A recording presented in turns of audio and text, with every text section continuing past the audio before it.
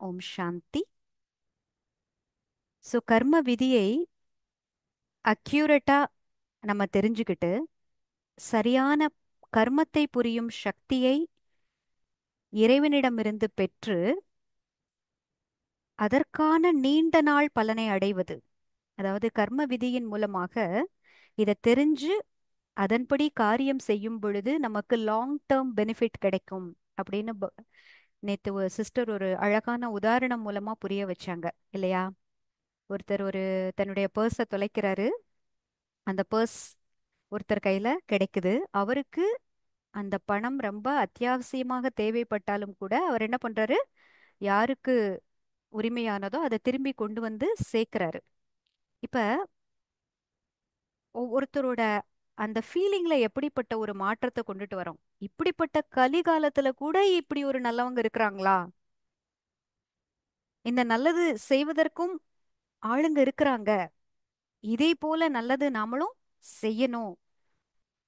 அஹ், இன்னைக்கு இவங்க நல்லது செஞ்சிருக்கிறாங்க. அந்த நல்லது நமக்கு நடக்கும் பொழுது அது எவ்வளவு ஒரு பெரிய சந்தோஷத்தை ஏற்படுத்துது. அது ஒரு உத்வேகத்தையும் ஒரு இன்ஸ்பிரேஷனையும் ஏற்படுத்துது. நீங்க மகாத்மா காந்தியோட பயோகிராஃபி படிச்சிருந்தீங்கன்னா சொல்லியிருப்பாரு. ஹரிச்சந்திர நாடகம் அவரு பார்த்த பிறகு சத்தியத்தை நான் கையில எடுத்தாரு. அஹ், கீதை படிச்ச பிறகு பிரம்மச்சரியத்தை கைதில எடுத்தாரு. அப்படி நிறைய விஷயங்கள் நான் இப்ப என்னுடைய வாழ்க்கையில நடைமுறையில கொண்டுட்டு வரணும். ஒரு இன்ஸ்பிரேஷன் கிடைக்குதுல்ல? யாரோ ஒருத்தர் சத்தியத்தின் பாதையில நடந்திருக்கிறாங்க. அது நமக்கு கண்கூடா நம்ம பார்க்கும் பொழுது நமக்கும் அது மாதிரி செய்யணும். அப்ப அந்த தூய்மையை உள்ள இருந்து விழிப்படைய வைக்குது இல்லையா? சோ அப்படி நீண்ட நாள் பலனை அடைவதும் ஏற்கனவே புரிந்த கர்மங்களின் விளைவுகளை தன்னை சீர்படுத்தும் சரிப்படுத்தும் டெஸ்ட் பேப்பர் அப்படின்னு தெரிஞ்சு அதை கடவுள்கிட்ட அர்ப்பணிச்சு இறைவனின் துணை கொண்டு அதை கடந்து செல்வது. இதுதான் ராஜயோக தியானத்தினுடைய அடிப்படை லட்சியம். அதாவது இந்த கர்ம விதியை நாம தெரிஞ்சுக்கிறதன் மூலமாக நமக்கு என்ன கிடைக்குது பெனிஃபிட் அப்படின்னா நீண்ட காலத்து பெனிஃபிட். அந்த நீண்ட காலத்து பெனிஃபிட் எக்ஸாக்ட்லி என்ன அப்படிங்கிறத வரும் கிளாஸ்கள்ல பார்க்கலாம். ஆனா அந்த நீண்ட கால பெனிஃபிட் எதுல இருந்து ஆரம்பிக்குது அப்படின்னா, நான் ஆத்மா எனக்குள்ளே தூய்மையின் சக்தியை கொண்டுட்டு வரும் பொழுது அந்த நீண்ட கால பெனிஃபிட்டும் கிடைக்குது. இன்ஸ்டன்டா பெனிஃபிட்டும் கிடைக்குது, நீண்ட கால பெனிஃபிட்டும் கிடைக்குது. இன்ஸ்டன்ட் பெனிஃபிட் என்ன சொல்லுங்க பார்க்கலாம்? இப்ப கர்ம விதிப்படி நான் ஒரு காரியத்தை செய்யும் பொழுது எனக்கு உடனே கிடைக்கின்ற பெனிஃபிட் என்ன? நிம்மதி கிடைக்கிறது. ம். வேற என்ன கிடைக்கிறது? அன்பு கிடைக்குது. அன்பு கிடைக்குது. ம்.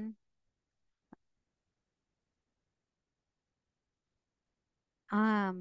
என்ன கர்ம வினை இருந்தாலும் கடவுளின் துணை கொண்டு அதை நம்ம சரி பண்ணிட முடியும். இறைவனின் துணை எப்பொழுது நான் சரியான கர்மத்தை செய்கிறேனோ அப்பொழுது கிடைக்கும் அப்படின்ற நம்பிக்கை பிறக்கிறது.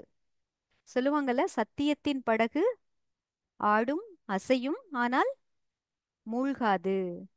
அஹ், இது அடிக்கடி நானுமே எனக்கு நினைவூட்டிக் கொள்ளுவேன். சத்தியத்தின் படகு ஆடும் அசையும் ஆனால் மூழ்காது. அப்ப சத்தியம்ங்கிறது என்ன? கர்ம விதிதான். இந்த கர்மத்தின் விதியை அறிந்து அந்த கர்ம விதியின்படி காரியங்கள் செய்து ஆத்மா உண்மையிலேயே தூய்மையாவது பவித்திரமாவது, எனக்குள்ளே குணங்கள் நிறைவது, எனக்குள்ளே சக்திகள் நிறைவது. இததான் சத்தியத்தின் துணை கொண்டு நம்ம செய்றோம். தான் ஒரு சத்தியமான ஆத்மான்னு தெரிஞ்சுக்கிறோம். அந்த சத்தியத்தை நாம கொண்டுட்டு வருவதற்காக இந்த கர்ம விதியை சரியாக நான் பயன்படுத்தணும். சொன்னாங்க இல்லையா? The ignorance of law cannot be a excuse. எனக்கு இந்த லா தெரியல அப்படிங்கிறது அதிலிருந்து என்னால தப்பிக்கவே முடியாது. அதனால நான் தப்பிச்சிருவேன் அப்படின்றதெல்லாம் கிடையாது. விதினா அது விதிக்கான பலனை கொண்டு வந்து சேர்க்கவே செய்யும். அப்ப நீண்ட கால பலனாக நான் என்ன அடைகிறேன்? ஆத்மா தூய்மை அடையும் பொழுது எப்படி அடையுது இந்த ப்ராசஸ்? கர்ம விதியை நான் தெரிஞ்சிருக்கிறேன். சரியான கர்மத்தை புரியும் சக்தி இறைவனிடமிருந்து கிடைக்குது. அப்ப நீண்ட காலமாக நான் ஏதோ செய்த கர்மத்தின் விளைவாக வருகின்ற அந்த பலன்கள் அது நல்லதாவும் இருக்கலாம், கெட்டதாவும் இருக்கலாம். ஆனா கெட்டதை எதிர்கொள்வதற்கு தான் நமக்கு சக்தி வேணும். அப்ப கெட்டதா வரும்பொழுது இப்ப கொஸ்டின் மார்க்ஸ் எல்லாம் போயிடுச்சு. ஏன் எனக்கு மட்டும், எதுக்கு எனக்கு மட்டும், நிறைய விஷயங்களிலிருந்து நமக்கு லிபரேஷன் கிடைச்சிருச்சு, விடுதலை கிடைச்சிருச்சு. சரியான பாதை நமக்கு தெரியுது. அப்ப கர்ம விதி என்னை சீர்படுத்துவதற்காக, சரிப்படுத்துவதற்கான டெஸ்ட் பேப்பர் அப்படிங்கறத நான் புரிஞ்சுக்கிறேன். இல்லையா? இப்ப கஷ்டம் வந்தா எப்படி தோணுது? கஷ்டம் வந்தா எப்படி நம்ம அதை எடுத்துக்க முடியுது? ஆ, இந்த டெஸ்ட் பேப்பர்னு பார்த்து இந்த டெஸ்ட் பேப்பர்ல கர்ம விதிப்படி நான் இப்போ என்னுடைய காரியங்களை செய்யணும். என்னுடைய எண்ணம் எப்படி இருக்கணும், என்னுடைய ஃபீலிங்ஸ் எப்படி இருக்கணும், நான் எப்படி நடந்துக்கணும், எப்படி பேசணும், இது கர்ம விதியின் அனுசாரம் இருக்கிறதா? கர்ம விதியின் மூலமாக நான் கரெக்டான கர்மத்தை புரிவதற்கு இது துணை புரிகிறது இல்லையா? இல்லைன்னா நமக்கு மனசுல என்ன தோணுதோ அதை செஞ்சுட்டு இருந்தோம். ம் அந்த எண்ணங்களை நிறுத்தி பார்க்கல. எத்தனை கொஷின்ஸ் வந்துச்சு, எத்தனை குழப்பங்கள் வந்துச்சு. உண்மையிலேயே இந்த கர்ம விதியின்படி, கர்ம விதியை நாம தெரிஞ்சுக்கிறதன் மூலமாக பல விஷயங்களிலிருந்து விடுதலை கிடைச்சிருக்கு. உதாரணத்துக்கு, யாரெல்லாம் சகுனம் பார்ப்பீங்க? சகுனம் பார்க்கின்ற பழக்கம் இருக்குது. பல்லி கத்துனா நல்ல சகுனம், பூனை குறுக்கு போனா கெட்ட சகுனம்.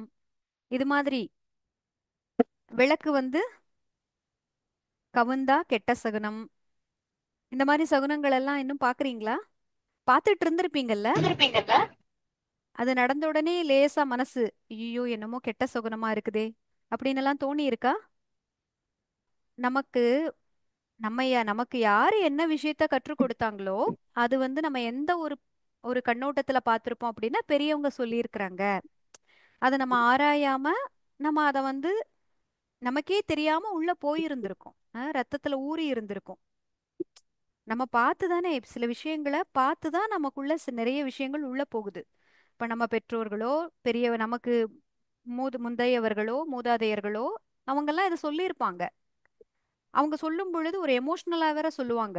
அப்ப நமக்கு அப்ப வந்து யாரு வந்து ஒரு கைடு, ஒரு வழிகாட்டுதல் அப்படின்னு பார்த்தா அவங்கள தான் நம்ம வச்சிருந்திருப்போம்.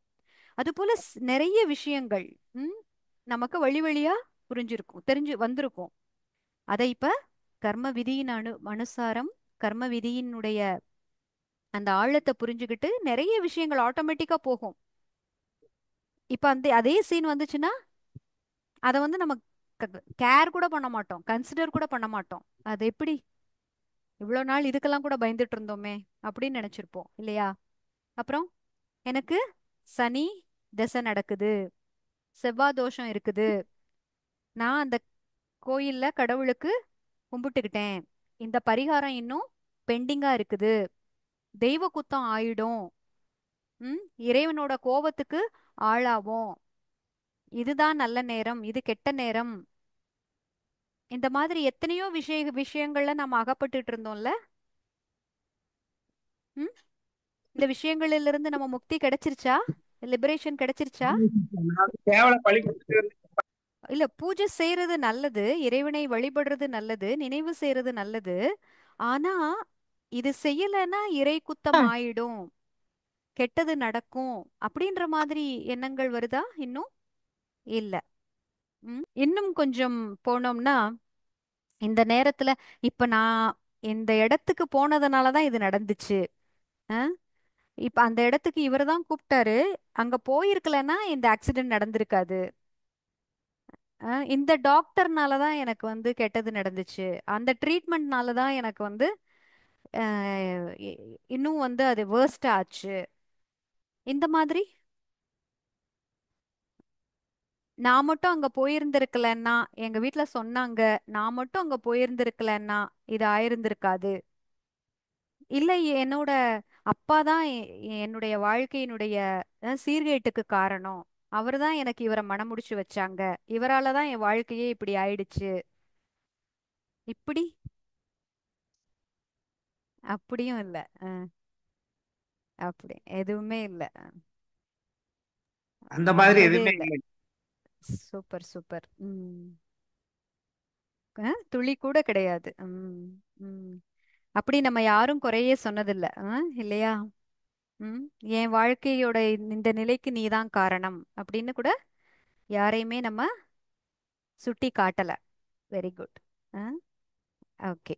அதனால உங்களுக்கு கர்ம விதியை ரொம்ப ஈஸியா நீங்க எடுத்துக்க முடியுது. அதனால நீங்க கர்ம விதியை பார்த்து பயமும் படல. கர்ம விதியை அறிந்திருப்பது என்னுடைய நன்மைக்கே அப்படிங்கிறத நல்லா புரிஞ்சுக்கிட்டீங்க. ஆ? சில நேரம் ஆ, சில நேரம் நமக்கு வருகின்ற சீன்ஸ் வந்து நம்ம உளிய கொண்டு அடிக்கிறது போல அனுபவம் ஆகுது, இல்லையா? ஆனா இந்த 2 நாள்ல நீங்க ரொம்பவே தெளிவாயிட்டீங்க. இன்னும் என்ன சொல்றது அப்படின்ற அளவுக்கு இப்போ நீங்க தெளிவாயிட்டீங்க. இருந்தாலும் என்னுடைய ஆசைக்கு நான் சொல்ற மாதிரி தான் இருக்குது இப்போ.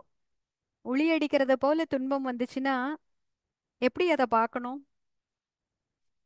இது கர்மத்தின் விதி. போன ஜென்மத்திலயோ நம்ம இதே மாதிரி நம்ம வலி வேதனை வந்தா சால்வ் பண்ணணும்னு பாக்குறீங்க. தங்கத்தை உருக்குனாதான் அது வந்து மோல்டு பண்ண முடியும். அப்புறம் உளியால கல்ல அடிச்சாதான் சிலையாகும். அப்படின்ற மாதிரி எண்ணங்கள் உருவாகுது. ம். அதாவது அவங்களோட ஃபீலிங்ஸை இப்ப புரிஞ்சுக்க முடியுது, இல்லையா?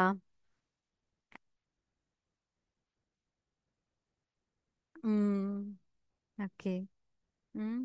நமக்கு தெரிஞ்ச பாடல் தான்.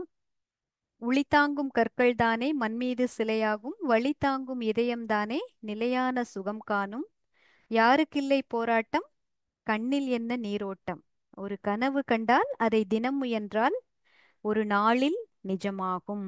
நாம் காணப்போகின்ற இந்த கனவு ரொம்ப அற்புதமான கனவு. இந்த கனவை நாம கர்ம விதிப்படி நம்ம தெரிஞ்சுக்கிட்டு இருக்கிறோம். இந்த கனவுன்னா என்ன? இனி நாளை நாம அடைய போகின்ற ஒரு விஷயம். அது இன்னைக்கு இந்த கர்ம விதியின் மூலம் சாத்தியம், இறைவனினுடைய துணை மூலம் சாத்தியம். இது ரெண்டும் இணைந்தே வருது.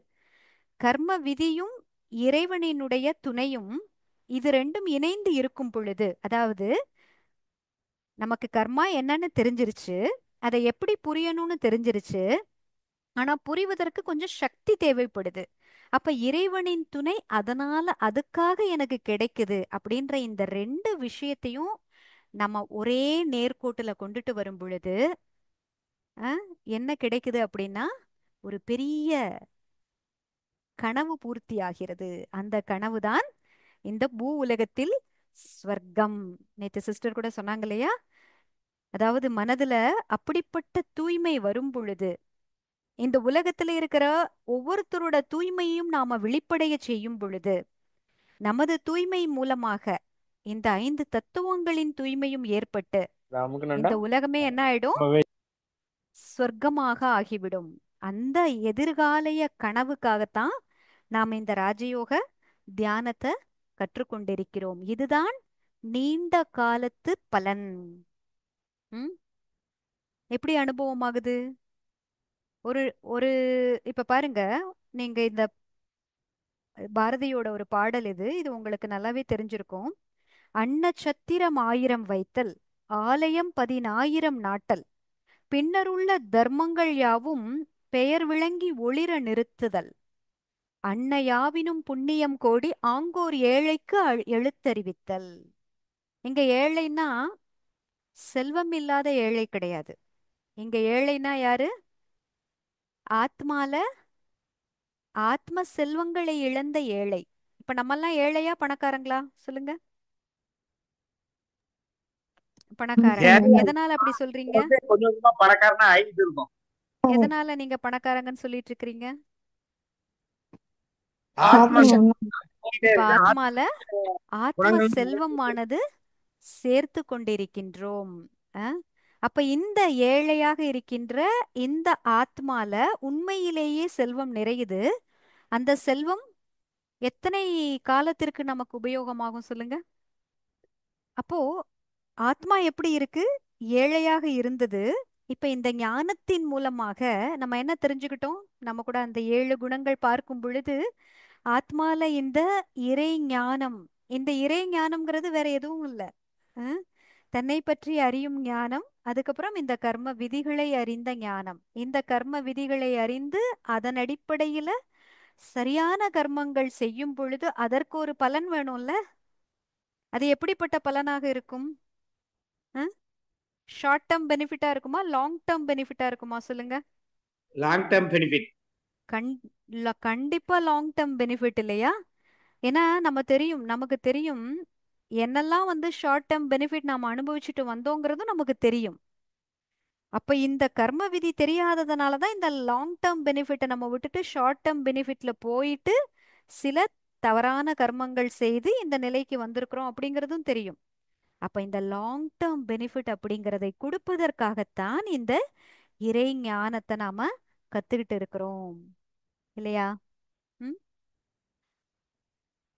அப்ப ஆமாம் நம்ம sister. நாள் முழுவதும் நம்மளுடைய சிந்தனையில நம்ம எப்படிப்பட்ட இன்ஃபர்மேஷனை உள்ள கொண்டுட்டு போறோம். அது ஒரு அந்த சாக்ரட்டிஸோட ஒரு கதை கேள்விப்பட்டிருப்பீங்க. அதாவது அவர் வந்து 3 ஃபில்டர் வைக்க சொல்லுவாராம். ஆ, என்ன 3 ஃபில்டர் எப்படின்னா, ஃபர்ஸ்ட் ஒரு கேட்பாராம், நீ என்ன உள்ள கொண்டுட்டு போறியோ அதனால அது உண்மையா பொய்யா, அது உண்மையா பொய்யா. உண்மை அப்படின்னா உள்ள கொண்டுட்டு வா. அடுத்து 2வது ஃபில்டர், அதனால உனக்கு நல்லதா கெட்டதா, நல்லதா கெட்டதா. நல்லது அப்படின்னா உள்ள கொண்டுட்டு போ. 3வது ஃபில்டர், இது இந்த நல்லது தெரிஞ்சது கொடுக்கும் பொழுது இது எனக்கு மட்டும் நன்மை தருமா, இல்ல மற்றவர்களுக்குடைய நன்மையும் அடங்கி இருக்கிறதா. அதுலயும் 3வது ஃபில்டர்லயும் நீங்க பாஸ் பண்ணனா அந்த இன்ஃபர்மேஷனை உள்ள கொண்டுட்டு வா அப்படிம்பறான். அது போல இந்த செய்திகளை நாம இப்ப ஃபில்டர் பண்ணணும். நம்ம எல்லாத்தையும் பார்த்து எல்லாத்தையும் உள்ள டம்ப் பண்ணிடக்கூடாது. இந்த மனம்ங்கிறது ஒரு குப்பை தட்டி கிடையாது, எதை வேணா உள்ள போடுறதுக்கு. ஏன்னா உள்ளம் தூய்மையாக இருக்கும் பொழுதுதான் அங்கு இறைவன் குடியிருக்க முடியும். தூய உள்ளம் இறைவன் குடிகொண்டிருக்கின்ற ஆலயம். கரெக்டா இல்லையா? எதை வேணா உள்ள போட்டோம்னா, நம்ம சக்தி குறைவா இருக்கும் பொழுது நம்ம என்ன உள்ள போட்டோமோ அதனுடைய அடிப்படையில தான் எண்ணங்கள் வரும். சரியா இல்லையா சொல்லி பாருங்க, யோசிச்சு பாருங்க. கரெக்ட் தான் சிஸ்டர். ஆ, சரிதான் இல்லையா? ஒரு நியூஸ் படிக்கிறோம். அந்த நியூஸ்ல என்னன்னா, நம்ம வீட்டு பக்கத்து தெருவுல ஒரு பெரிய திருட்டு நடந்திருக்கு. ஓகேங்களா? அந்த நியூஸ் வந்து, அதாவது அது முத நாள் இரவு நடந்த விஷயம் அடுத்த நாள் நியூஸ் பேப்பர்லயே வந்துருச்சுன்னு வச்சுக்கோங்க. இப்ப இந்த நியூஸா படிக்காம, இப்ப நீங்க கிளாஸ் கேட்கறவங்க எல்லாம் எந்த மனோநிலையில கேட்பீங்க? இப்ப வந்து நீங்க ரொம்பவே தேர்ந்துட்டீங்க. நீங்க அத நியூஸா பாக்குறீங்க, கர்ம விதியை அறிஞ்சுக்கிட்டீங்க. இப்ப கர்ம விதி தெரியாதவர்கள் இப்ப எப்படி யோசிப்பாங்க? ம்? எப்படி யோசிப்பாங்க? இந்த உலகத்துல எல்லாருமே கெட்டவங்களாயிட்டாங்க, ஒரே திருட்டு பயம் ஜாஸ்தி ஆயிடுச்சு, இந்த உலகம் எல்லாமே மோசமா போயிடுச்சு, வெளிய போனா கூட கையில கால்ல எதுவும் போட்டுக்காத, ஆ? இப்ப வந்து தங்கம் விக்கிற விலைக்கு கழுத்துல எதுக்கு 5 பவுன்ல நகை, இப்படி எத்தனையோ எண்ணங்கள் வருதா? வருதா வரலையா? வருது வருதுங்க சிஸ்டர். மேடம். ஆ? வருதுங்க மேடம். வருது. ஆ ஆ. அப்ப என்ன பண்ணலாம்? இதற்கு கர்ம விதியின் ஆதாரத்துல பதில் சொல்லலாமா, சொல்ல முடியாதா? இப்ப இத்தனை அது என்ன? இத்தனை எண்ணங்கள் வருவதற்கு முன்னாடி இப்ப நம்ம கர்ம விதி எத்தனை விஷயங்கள் நம்ம கேட்டிருக்கிறோம். சரி, அந்த தெருவுல எத்தனை வீடு இருந்துச்சு? உதாரணத்துக்கு 50 வீடுன்னு வச்சுக்கோங்க. அந்த ஊர்ல எத்தனை வீடு இருந்திருக்கும்? அந்த ஊர்ல 2000 வீடு இருக்குன்னு வச்சுக்கோங்க. அந்த மொத்த ஊர்ல 2000 வீடு இருக்கிற அந்த ஊர்ல 50 வீடு இருக்கின்ற அந்த தெருவுல ஒரே ஒரு வீட்ல தானே நடந்தது. அப்பன்னா 1999 வீட்ல நல்லதுதான் நடந்திருக்கு, எல்லாருமே நிம்மதியா தானே தூங்கி இருக்கிறாங்க. புரியுதுங்களா? எண்ணங்கள் ஆ, எப்படி எடுத்துட்டு வரணும். அப்ப இவங்களுக்கு அங்க மட்டும் அந்த ஏன் விஷயம் நடக்கணும்னு இருந்தா அது தவிர்க்க முடியாதது, அங்க அது நடக்கத்தான் செய்யும். சரி, நான் ஒரு வினை புரிஞ்சிருக்கிறேன், அந்த வினையினுடைய பலன் கிடைக்கணும்னா அதை என்னால ஸ்டாப் பண்ண முடியுமா?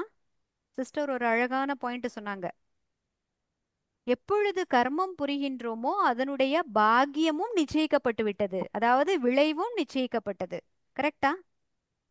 அப்ப யார் கர்மம் செஞ்சது? யார் கர்மம் செஞ்சதுப்பா? திருடு போன வீட்டுக்காரங்க மேடம். திருடு போன வீட்டுக்காரங்க அந்த கர்மத்தை செஞ்சிருக்கிறாங்க. அதனால உண்மைதான். அவர்களுடைய பாக்கியம் அப்படி அமையுது. ஆனா ஆமா. நான் எதுக்கு அதை பார்த்து பயப்படணும்? சரி, நான் பயப்படுறேன். பயப்படுறதுனால ஏதாவது நடக்காம இருக்க போகுதா? இப்ப நான் அப்படிப்பட்ட பாக்கியத்தை உருவாக்கி இருந்தால் அது நடக்கத்தானே செய்யும். நடக்குமா நடக்காதா? நடக்கும் மேடம். சரி, நான் பயந்தா நடக்காது, தைரியமா இருந்தா நடக்குமா? அப்படியும் கிடையாதுல்ல. அப்ப இது நடப்பது நல்லதா கெட்டதா? கர்மவினைகளை பத்தி அறிஞ்சு பாக்குறது ரொம்ப நல்லதுதான் மேடம். ஆ, நல்லதா கெட்டதா? இந்த பக்கம் சொல்லுங்க. நல்லதுதான் சிஸ்டர். கர்ம வினை குறையும். கர்ம வினை நான் அங்க இந்த இடத்துல செட்டில் பண்றேன்ல. அப்போ இன்னொரு ஒரு முக்கியமான அழகான பாயிண்ட் நேத்து சிஸ்டர் டச் பண்ணாங்க. நாம மற்றவர்களுக்கு தானம் புண்ணியம் சேரும்.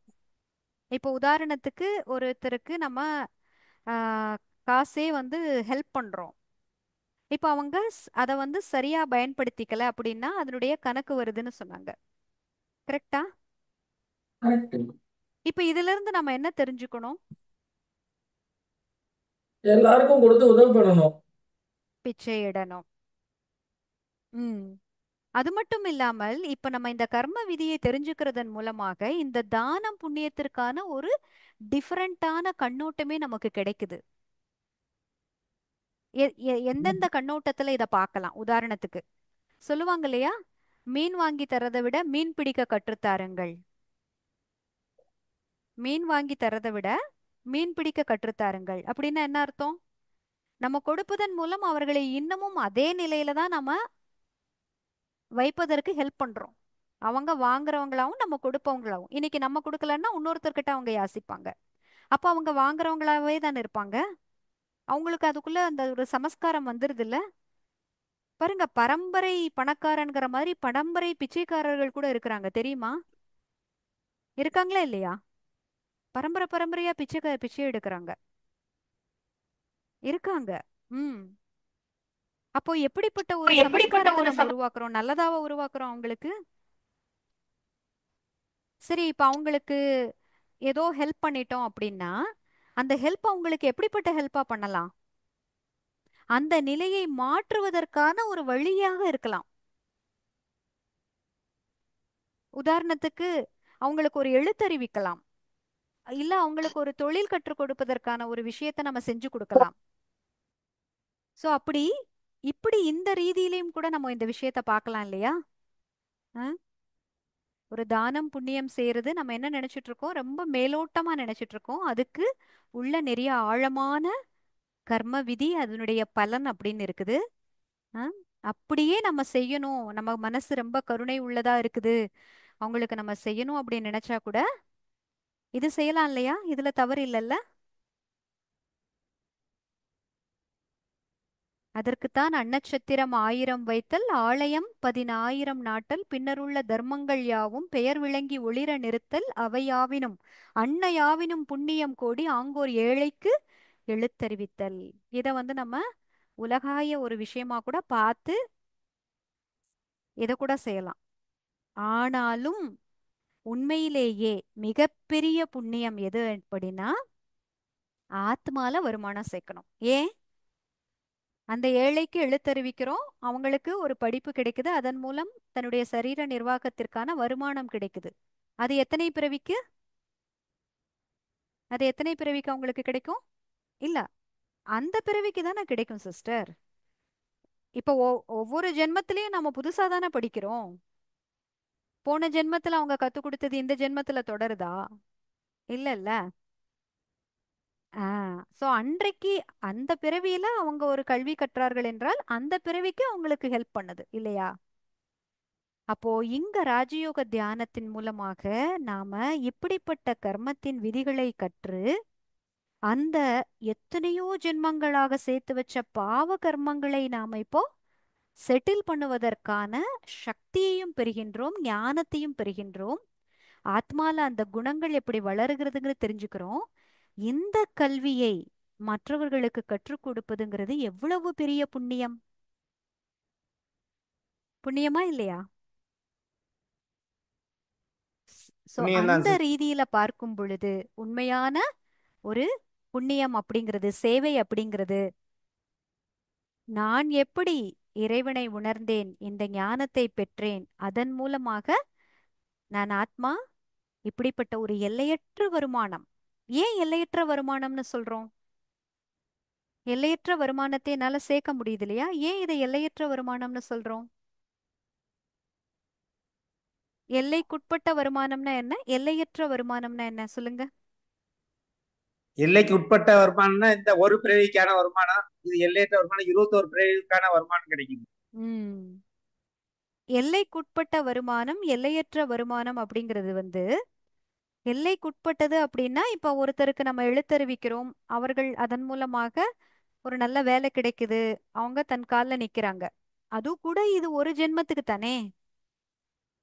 ஆனா இந்த எல்லையற்ற கல்வி மூலமாக, அதாவது நான் ஆத்மா, கர்ம விதினா என்ன, இறைவனை நான் எப்படி நினைவு செய்யணும், எப்படி நான் என்னுடைய ஆத்மா பேட்டரியை சார்ஜ் பண்ணணும், இதன் மூலமாக என்னுடைய கர்மங்கள் எப்படி செட்டில் ஆகுது, என்னுடைய சிரேஷ்டமான கர்மங்களை நான் எப்படி செய்ய முடியும், அதன் மூலமாக நான் என்னெல்லாம் பலனை அடைய முடியும், அது எத்தனை பிறவிகளுக்கு வரும். அப்ப இது எல்லைக்கு அப்பாற்பட்டதா ஆயிடுச்சுல, பவுண்டரி கிடையாது. அது என் கூட காலம் காலமாக வருது இல்லைங்களா? சோ இப்படி இந்த ராஜயோக தியானமானது எல்லைக்கு அப்பாற்பட்ட வருமானம், இந்த வருமானத்தை சம்பாதித்து கொடுப்பதற்கான ஞானம்.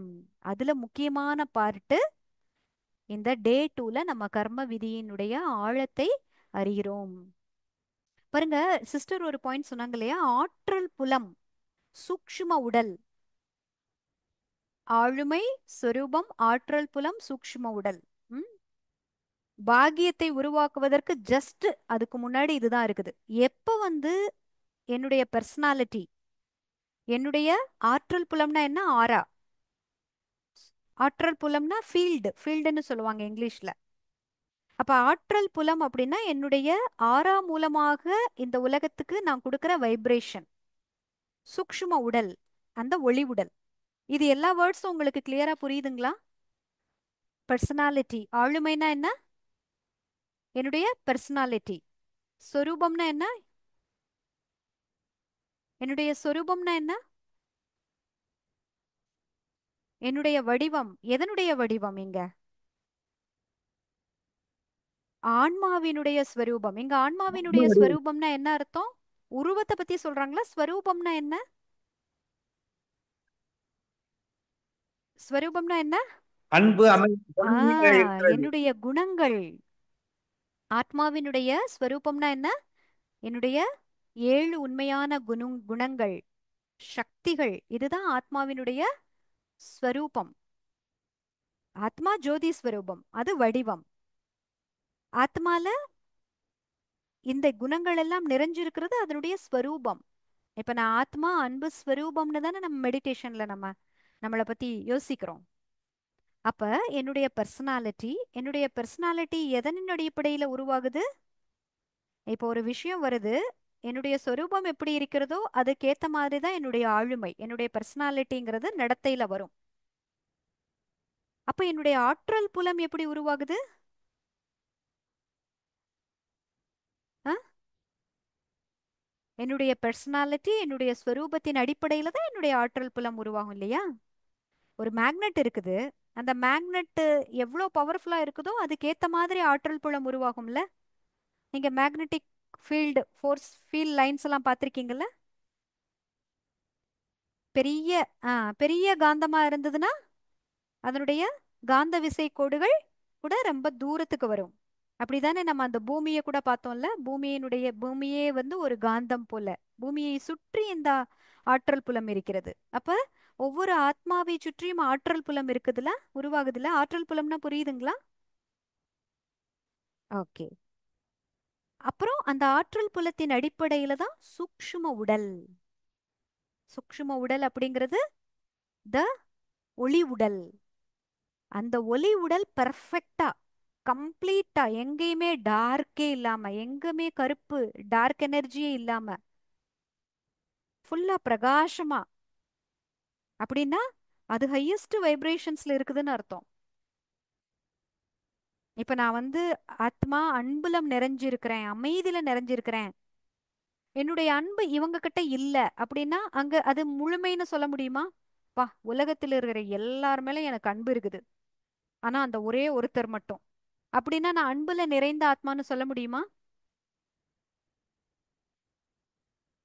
முடியுமாப்பா? முடியவே முடியாது இல்லையா? அப்ப அந்த ஸ்வரூபம், ஆற்றல் ஆளுமை, ஆற்றல் புலம், சூக்ஷ்ம உடல் அப்படிங்கிறது எந்த அளவு முழுமை அடைஞ்சிருக்கு, அதுக்கு வந்து நம்ம ராஜயோக தியானத்துல சம்பன்னம்னு சொல்லுவாங்க. சம்பன்னம், சம்பூரணம், பெர்ஃபெக்ஷன் மற்றும் முழுமைத்தன்மை. நான் சாதாரணமாவே ரொம்ப அன்பான ஆளுதான், சாதாரணமாவே நான் எனக்கு ரொம்ப கைண்ட், கருணை உள்ளம் தான். எனக்கு பயமே இல்லை, ஆனா அந்த ஒரு விஷயம். ஆனால் ஆனால் அப்படின்னு ஏதாவது ஆனால் போடுறோமா எதுக்கையாவது? அப்படின்னா அப்படி ஆனால் போட்டா அங்க சம்பன்னம் ஆகல, சம்பூர்ணம் ஆகல.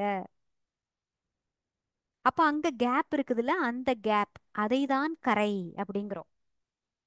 அப்ப அந்த சூக்ஷ்ம உடல்ல அங்க ஏதோ ஒரு இடத்துல கரைன்னு அர்த்தம், டார்க்னஸ்னு அர்த்தம். அப்ப அந்த சூக்ஷ்ம உடல்ல எங்க டார்க்னஸ் இருக்குதோ அதன் மூலமாகத்தான் நமக்கு எல்லா பிரச்சனைகளும் வரும். அப்ப நமக்கு எப்படி வரும் அப்படின்னா, எதுல வந்து நான் பலகீனமா இருக்கிறேனோ அதுலதான் எனக்கு டெஸ்ட் பேப்பர் வரும். அப்ப சூக்ஷ்ம உடல் பெர்ஃபெக்டா இருந்ததுன்னா டெஸ்ட் பேப்பர் வந்தா கூட அது டெஸ்ட் பேப்பரா தெரியாது. அது எப்படி தோணும் தெரியுமா? டெஸ்ட் பேப்பர் வந்ததுன்னா எப்படி தோணும் தெரியுமா? நான் எவ்வளவு பலசாலி அப்படிங்கிறத மத்தவங்களுக்கு காண்பிப்பதற்காக இந்த விஷயம் வந்திருக்கு, நான் இதுல வென்று நான் பலசாலின்னு காமிப்பேன். அங்க பலகீனம் இருந்ததுன்னா அங்க பயம் வரும். நம்முடைய தனித்தன்மையை உணர்வதற்கு ஆ, பயன்படும்.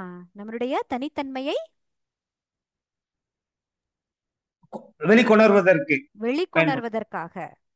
அப்ப இந்த ஆற்றல் புலமும் சூக்ஷ்ம உடலும் முழுமை அடையும் பொழுது அப்ப வருகின்ற எந்த ஒரு விஷயமும் நமக்கு நாம ஒரு சவால் மாதிரி எடுத்துப்போம். நமக்கு ஏற்கனவே நான் இதுல ஜெயிச்சிட்டேன் அப்படின்ற எண்ணம் தான் வரும். புரியுதுங்களா? அப்ப இந்த ஆளுமை, ஸ்வரூபம், ஆற்றல் புலம், சூக்ஷ்ம உடல், இதனுடைய சம்பன்னத்துவம் மற்றும் சம்பூர்ணத்துவத்தின் மூலமாக நான் அப்படிப்பட்ட எல்லையற்ற பாக்கியத்தை உருவாக்கி கொள்ள முடியும். அப்ப நம்ம தலைவிதியை நான் எப்படி ஒரு அழகான பாக்கியமா நான் உருவாக்குறேன்? இந்த பர்சனாலிட்டிங்கிறது யாருடைய கண்ட்ரோல்ல இருக்குது? இந்த பர்சனாலிட்டிங்கிறது யாருடைய கண்ட்ரோல்ல இருக்குது? என் பர்சனாலிட்டியை யாரு டிட்டர்மைன் பண்ண முடியும் சொல்லுங்க? என்னுடைய கண்ட்ரோல்ல இருக்குது. நான் என்னுடைய ஆத்மா. கண்ட்ரோல்ல இருக்குது. ம் ம். என்னுடைய ஆற்றல் புலம்ங்கிறது இப்ப எந்த அளவுக்கு நான் வந்து ஒரு இன்சுலேட்டடா கொண்டுட்டு வந்துட்டேன். முதல்லாம் எப்படி தோணும்? இவங்க வந்தாலே என் நிம்மதி கெட்டுரும், இவங்க வந்தாலே ஏதாவது ஒரு குழப்பத்தை உருவாக்கிட்டு தான் போவாங்க. அப்ப என்னுடைய ஆற்றல் புலம் வீக்கா இருக்கிறதுனால தான் நான் மற்றவங்கள் என்னுடைய ஆற்றல் புலத்துல குழப்பம் ஏற்படுத்த முடியும். அப்போ என்னுடைய பர்சனாலிட்டி, என்னுடைய ஸ்வரூபம், என்னுடைய ஆற்றல் புலம், என்னுடைய சூக்ஷ்ம உடல், இத நான் சம்பன்ன சம்பூரணத்துவத்துல கொண்டுட்டு வரும் பொழுது நான் எல்லையற்ற பாக்கியத்தை உருவாக்குகின்றேன். நீங்க எல்லாருமே அக்யூ ஹீலர், ரொம்ப பேர் அக்யூ ஹீலரா இருக்கிறதுனால இந்த ஒரு சின்ன விஷயத்த எனக்கு டச் பண்ணணும்னு தோணுது. இப்ப பாருங்க, உங்ககிட்ட வர்றாங்க, ஹீலிங்காக வர்றாங்க. நீங்க அந்த டச் கொடுக்கும் பொழுது நீங்க ஒரு நல்ல ஒரு சிரேஷ்டமான எண்ணத்தை கொண்டுட்டு வந்துட்டு தான் அவங்களுக்கு நல்லது செய்யணும்னு தான் நீங்க டச் கொடுக்குறீங்க. ஆனா இனிமே கொடுக்கும் பொழுது அவர்களுக்குள்ளே என்ன மாதிரி எண்ணம் இருக்குது?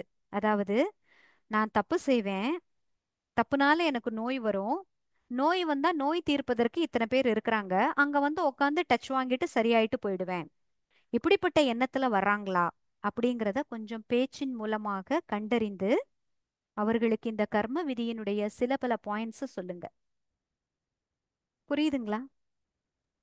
கண்டிப்பா சொல்றேன் சிஸ்டர். ம், கண்டிப்பாக சொல்லுங்க. ஏன்னா இது ஞானம் அறிந்த நமக்கே சில சமயம் இதனுடைய என்ன எந்த அளவுக்கு இது ஒரு இம்பார்ட்டண்ட்டான விஷயம்ங்கிறது இன்னும் நாள் ஆக ஆக புரியும். ஏன்னா நம்ம இப்ப என்ன நினைச்சிட்டு இருக்கோம், சேவை செய்யறதா தான் நினைச்சிட்டு இருக்கோம். ஆனா இந்த சேவைக்கு பின்னாடி வருகின்ற ஆத்மாக்கள் எப்படிப்பட்ட சமஸ்காரத்தோடு வர்றாங்க, அவங்களுக்கு நாம எப்படி ஹெல்ப் பண்ணலாம் அப்படிங்கும் பொழுது உண்மையிலேயே மாபெரும் ஒரு பரிவர்த்தனையை, ஒரு பெரிய மாற்றத்தை நம்ம இந்த சமூகத்துல கொண்டுட்டு வர முடியும். அதற்கான பொறுப்புகள்ல நீங்க இருக்கிறீங்க. ம்? ஒரு பாட்டு நீங்க கேள்விப்பட்டிருக்கீங்களா? பெற்ற தாய்தனை மகமறந்தாலும், அந்த பாட்டு. அதுல ஒரு 2 வரி வரும். ம்? கயவன் என்னை காப்பாய் கற்பக நாயகனே கபாலியே, என் மனக்குறையை நீக்கிடவா, என் மனக்குறையை நீக்கிடவா. அ? என் மனக்குறையை நீக்கிடவா, என் மனக்குறையை நீக்கிடவா. ஃபர்ஸ்ட் எல்லாம் ரொம்ப தெளிவா பாடுறாரு. பெற்ற தாய்தனை மகமறந்தாலும், பிள்ளையை பெறும் தாய் மறந்தாலும், உற்ற தேகத்தை உயிர் மறந்தாலும், உயிரை மேவிய உடல் மறந்தாலும், நீதான் எனக்கு துணை, உன்னை நான் மறக்க மாட்டேன் மறக்க மாட்டேன்னு சொல்லிட்டு நடுவுல என்ன மாதிரி வார்த்தை சொல்றாரு பாருங்க. கயவன் என்னை காப்பாய் கற்பக நாயகனே கபாலியே. அவர் மேபி கரெக்டா தான் சொல்லியிருப்பாரு. ஏன் தெரியுமா?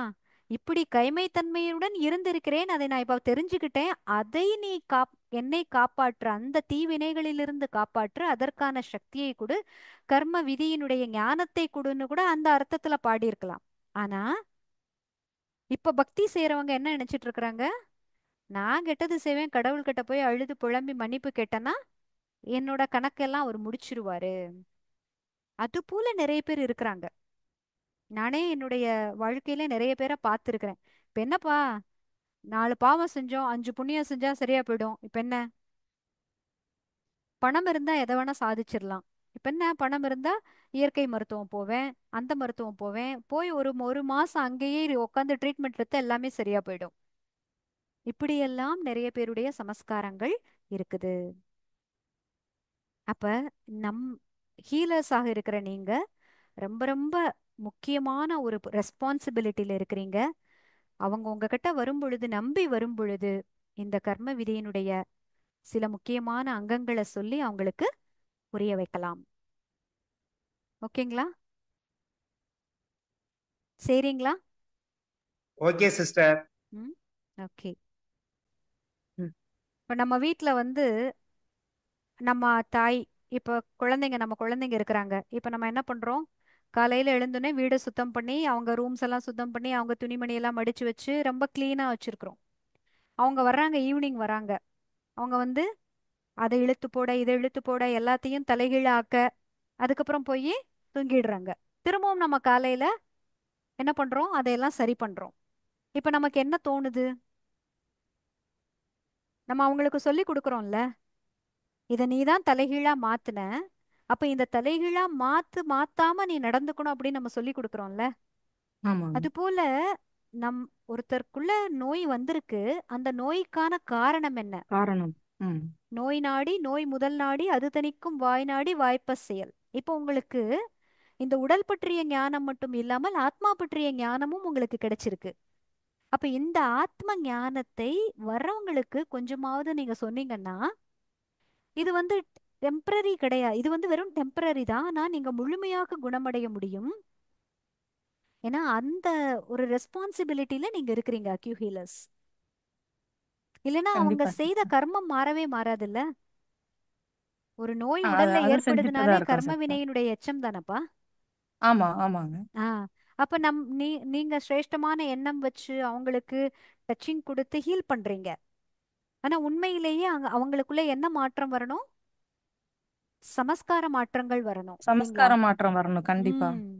சோ அந்த விஷயத்த உங்களுக்கு வாய்ப்பு கிடைக்கும் பொழுது உங்களுடைய பேஷண்ட்ஸ்க்கு, உங்களுக்கு வர்ற பேஷண்ட்ஸ்க்கு அவங்களுக்கு புரியிற மாதிரி சிறியதாகவோ பெரியதாகவோ சொல்லி இல்லைங்க அந்த சிஸ்டர், செய்தியை இப்ப செய்யுங்க. இது வந்து நீங்க சொல்றதா கரெக்ட். ஆனா இது ம். வந்து ஒவ்வொரு பேஷண்ட்டுக்குமே பண்ணிட்டு இருக்கோம். ம்.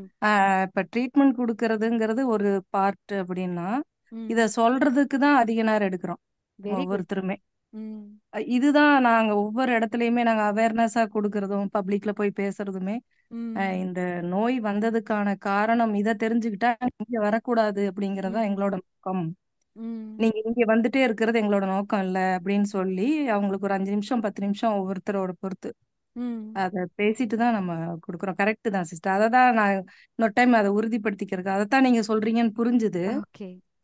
அவங்க என்ன தவறு செஞ்சதுனால இப்ப இங்க இப்படி நோயாளி ஆயிருக்காங்க அப்படிங்கறத உடல் ம், மனமா லைட்டா தான் டச் பண்ணுவோம். அவங்களுக்கு பர்டிகுலரா தேவைப்பட்டா சொல்லுவோம். இல்லைன்னா ம், பாடி லெவல்ல இப்ப அவங்க லைஃப் ஸ்டைல்ல என்ன தவறெல்லாம் பண்ணிட்டு இருக்காங்க, ம், சொன்னது அந்த பழக்க வழக்கங்கள்ல மாறாம ம், இருக்கு இல்லைங்களா, அதை தான் சொல்றோம். ம், ம்.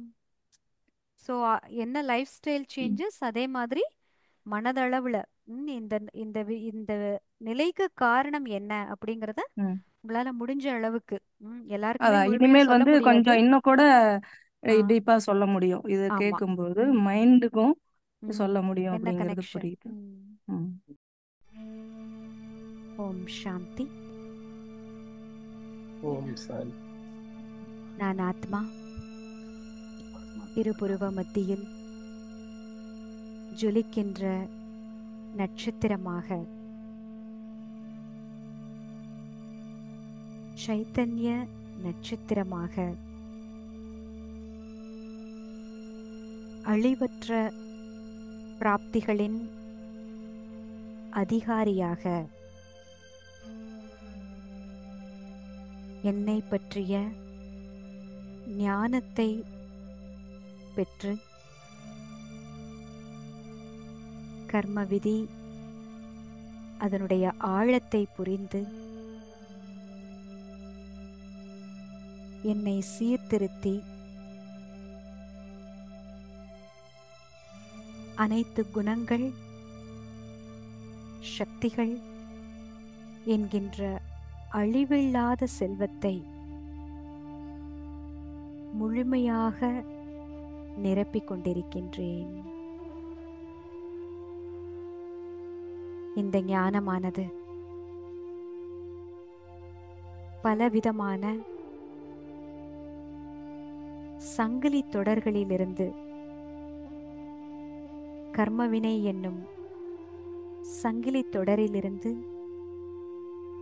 என்னை விடுவிக்கின்றது. எத்தனை விதமான பிலீஃப் சிஸ்டம்ஸ், எத்தனை விதமான மூடனின் பழக்க வழக்கங்கள், எத்தனை விதமான வழிபாட்டு முறைகள், எத்தனை விதமான பயங்கள், சந்தேகங்கள் என்று அனைத்திற்கும் முற்றுப்புள்ளி வைப்பதைப் போல கர்ம விதியினுடைய ஆழத்தை நான் புரிந்திருக்கின்றேன். ஒவ்வொரு சூழ்நிலையிலும் நான் ஆத்மா என்னுடைய சரியான ஆளுமையை உருவாக்குவதற்கான வாய்ப்பு என்பதை பார்க்கின்றேன்.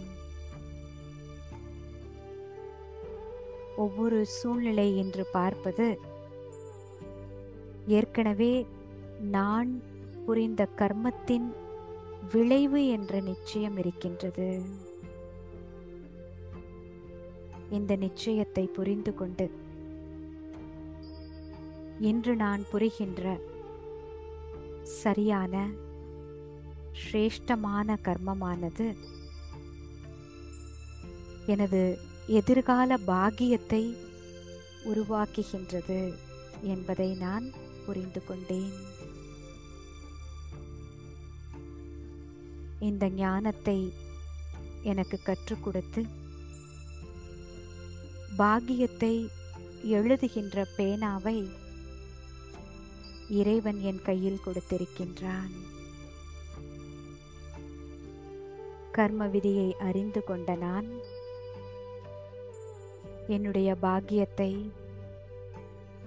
எவ்வளவு சிரேஷ்டமானதாக எழுத முடியுமோ அவ்வளவு சிரேஷ்டமானதாக எழுத முடியும் என்பதை புரிந்திருக்கின்றேன்.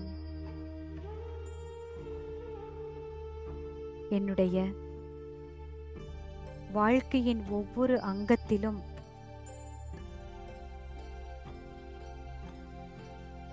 நிறைய பரிவர்த்தனைகளை கொண்டு வர வேண்டும். அது உணவு பழக்கமாக இருக்கலாம், என்னுடைய கண்ணோட்டமாக இருக்கலாம், என்னுடைய ஃபீலிங்ஸாக இருக்கலாம், என்னுடைய பேச்சு அல்லது நடத்தையாக இருக்கலாம். இவை அனைத்தும் பெர்ஃபெக்டாக சம்பன்னமாக இருக்கிறதா என்பதை என்னால் இப்பொழுது சோதித்து கண்டறிய முடிகிறது. சோதனை செய்து அதை நான் மாற்றிக்கொள்ள முடியும் என்கின்ற உற்சாகம் எழுகின்றது. கர்ம விதியை நான் அறிந்து கொண்டதினால் அதனுடைய விளைவு என்னவென்பதை புரிந்து கொண்டதினால் என்னுடைய பழைய குற்ற உணர்வுகள், பயங்கள், குழப்பங்கள் அனைத்தையும் முடிவுக்கு கொண்டு வருகின்றேன். நான் ஆத்மா, ஞானம் நிறைந்த ஆத்மாவாக ஆகி இறைவனின் நினைவு மூலமாக, இறைவனின் துணை மூலமாக சக்திசாலியான ஆத்மாவாகி முழுமையான பாக்கியத்தை, நீண்டகால பாக்கியத்தை உருவாக்குவேன். ஓம் சாந்தி, ஓம் சாந்தி, ஓம் சாந்தி.